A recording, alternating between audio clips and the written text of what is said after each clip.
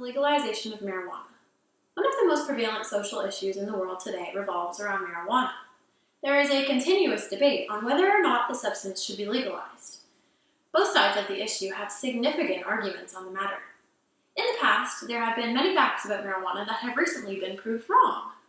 With the truth now out, many people are agreeing that the legalization of marijuana would come with many benefits, which is quite true. Locations that have already legalized it, including Colorado and Washington, D.C., have proven that there is more help than harm as a result. The legalization of marijuana would result in economic benefits and lower crime rates, especially among youth. Also, the drug is not a major health risk and has proven less dangerous than other commonly used substances. These revelations prove that the legalization of marijuana would have many benefits in regards to personal, social, health, and economical aspects of life in Canada. It is a known fact that drugs are expensive, and marijuana shows to be no exception. However, there is a potential for the money to go to a better source and to provide economic prosperity for Canada. Currently, money used to purchase marijuana is going straight to criminal sources from different countries. If marijuana were to be legalized and taxed by the government, there would be mass revenue to the Canadian system. It is estimated that this revenue would be upwards of $162 million annually. The prohibition of marijuana causes unnecessary spending. The government spends huge amounts of money on arrests and prosecutions of cases dealing with marijuana. These cases do cause unnecessary spending and clog up the courts and our justice systems. About 30% of the cases in Canada's justice system are cases dealing with marijuana, which occur 21,000 times a year. It costs Canadian officials around $433 million to enforce and maintain marijuana laws.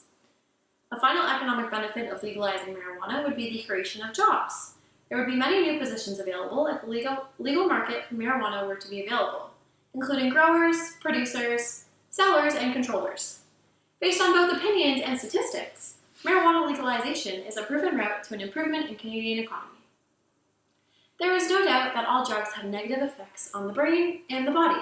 However, marijuana has many positive aspects that enhance overall health and prevent future problematic health developments. The use of cannabis helps with reduction of seizures, increases the appetite of autistic children, treats glaucoma, and even lessens the brutal effects of chemotherapy. The use of cannabis may also lower blood pressure, prevent Alzheimer's, fight off bacteria, and even lower the number of suicides. Some people still argue that marijuana is too dangerous. Proving that fact wrong, there have been many studies that show marijuana as the least addictive drug.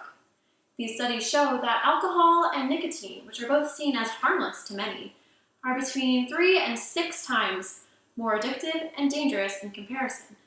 Even caffeine is proven to be more addictive than marijuana. Marijuana as a drug is not addictive, it is habitual.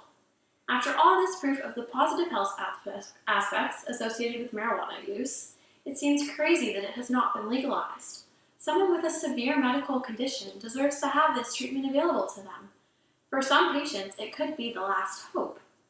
Is it not wrong to keep marijuana from those who need it? It is a fact that people want what they can't have. This holds a deeper truth in teenagers especially. This philosophy is why marijuana use is skyrocketing among high school students. The fact that it is legal makes it much more valuable.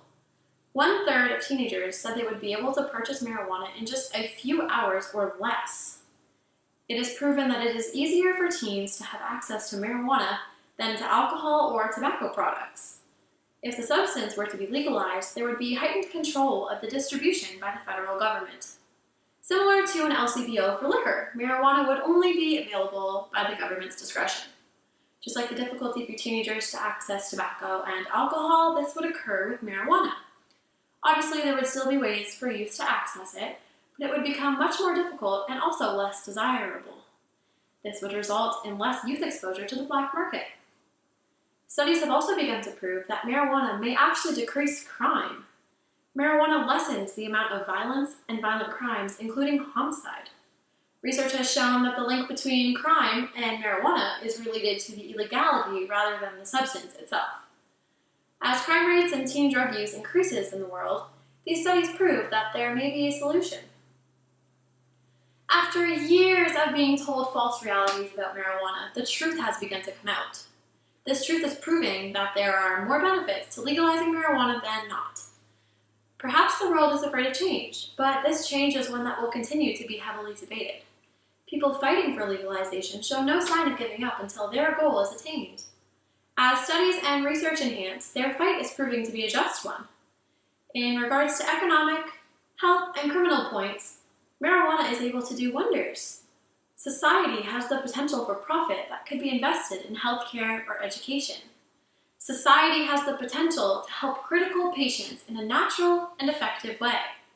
Society has the potential to lower crime rates and to protect teenagers from exposure. This potential is all derived from the legalization of marijuana. Although it is proven that marijuana is in fact not a gateway drug contrary to popular belief, legalization may be a gateway to a better future. Thank you for listening.